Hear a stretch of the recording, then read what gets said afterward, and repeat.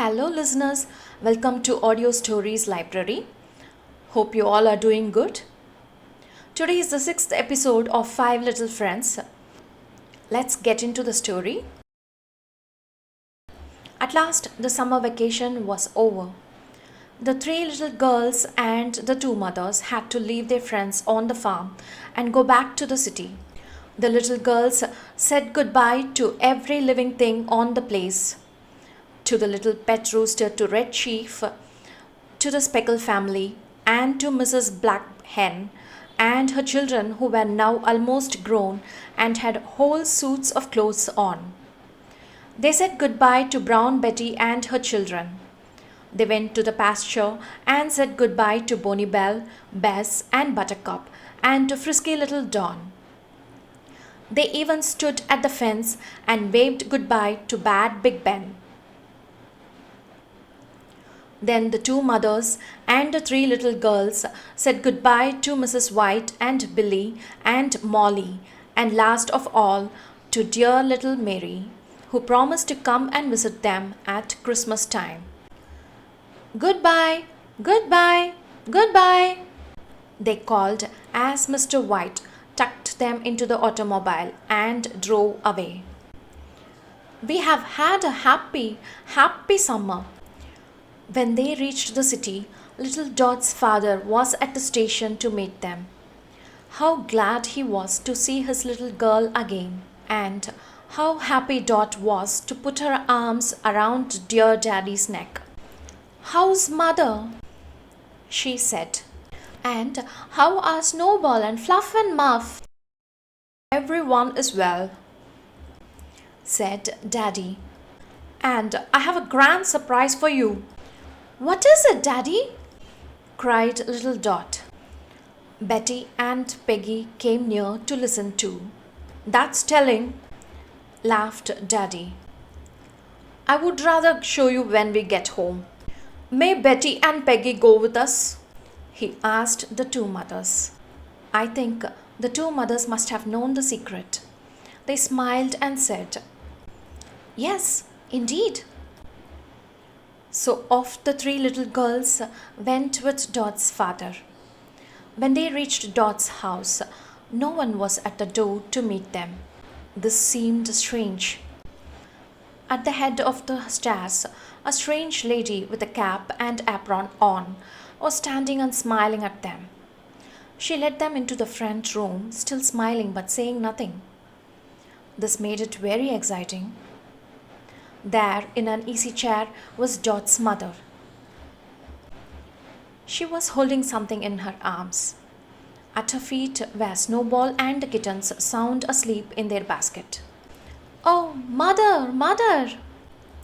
cried little Dot, running to her. "My own little girl," said mother. "See, here is a darling new pet for you and Daddy and me."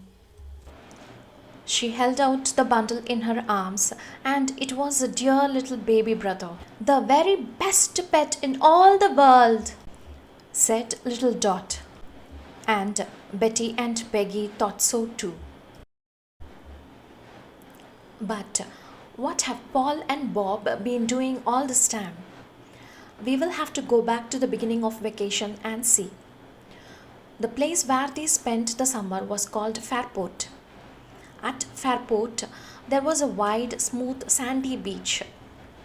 Here the boys went in bathing, built sand forts, and gathered shells. On one part of the shore, the beach was very narrow. Great rocks rose like a fort above it. Paul and Bob liked to play on the rocks. Sometimes they played that they were Indians, and sometimes that they were cavemen. They found a place under the rocks for their cave. When they pretended that they were pirates, they hid their treasures in the cave. Their treasures were things they found on the beach. There were shells and boxes and bottles and queer bits of china and glass. Hero was a fierce monster guarding the treasure. Sometimes the boys put Hero in the cave and pretended he was a lion. Then they stole into his den and captured him and sold him to a circus man. The circus man was Roy, a little boy who liked to play with them.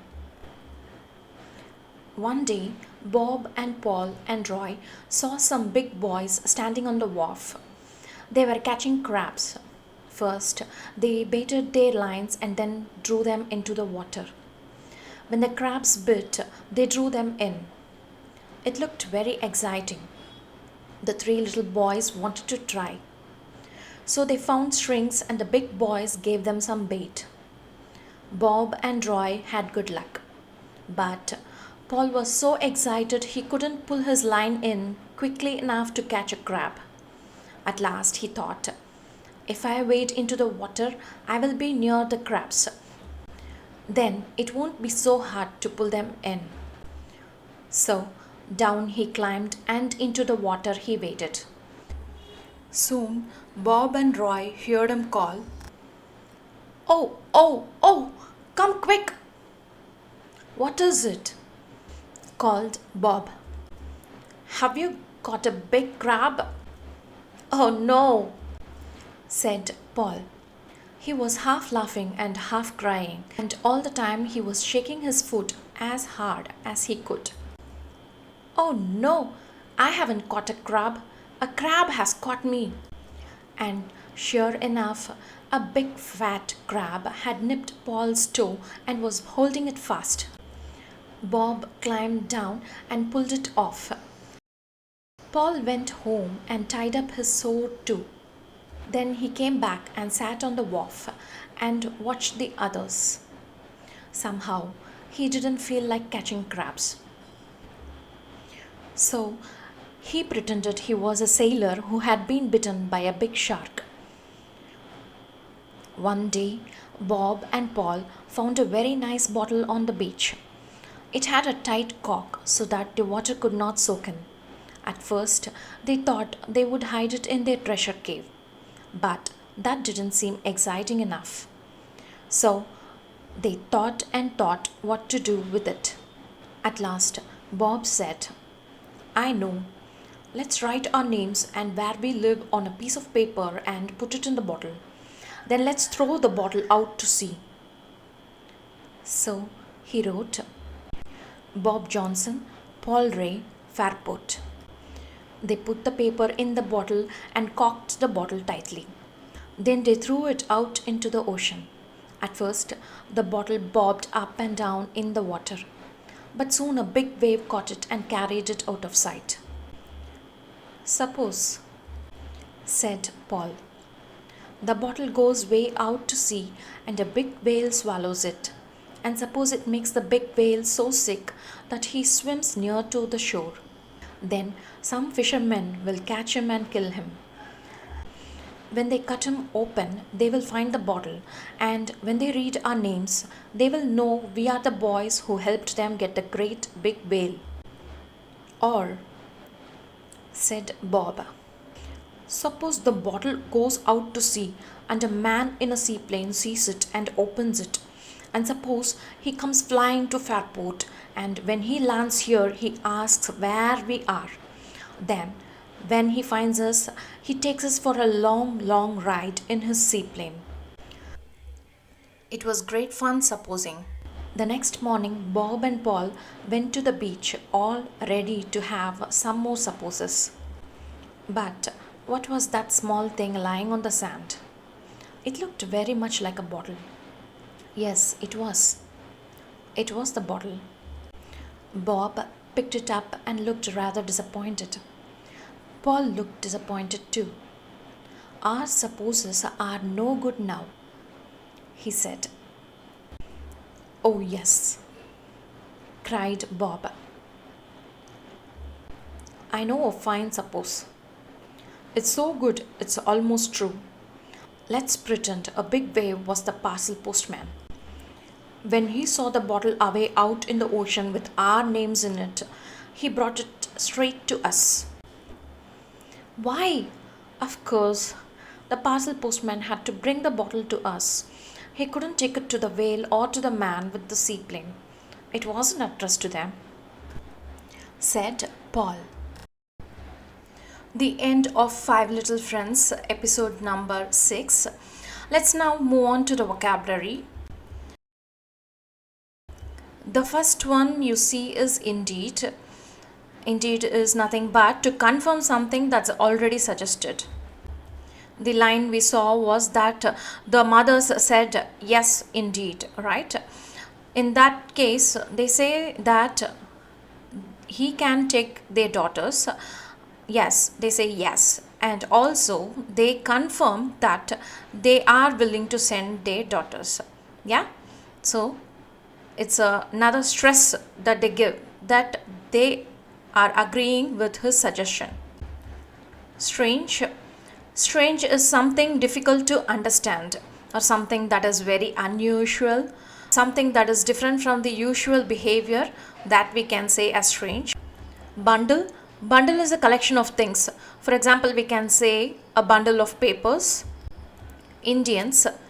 Indians here in this context, they are not referring to the Indians, actually, us, but they are referring to the Americans. The North American group of people are there in North America, and they are also referred to as Indians.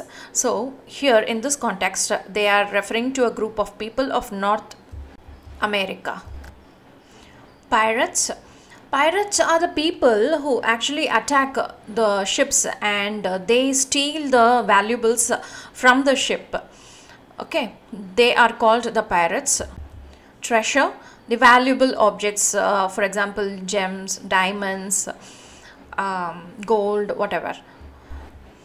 When those valuables are in large quantity, then they are known as treasure. Fierce, ferociously aggressive. The dog is referred to as fierce, right?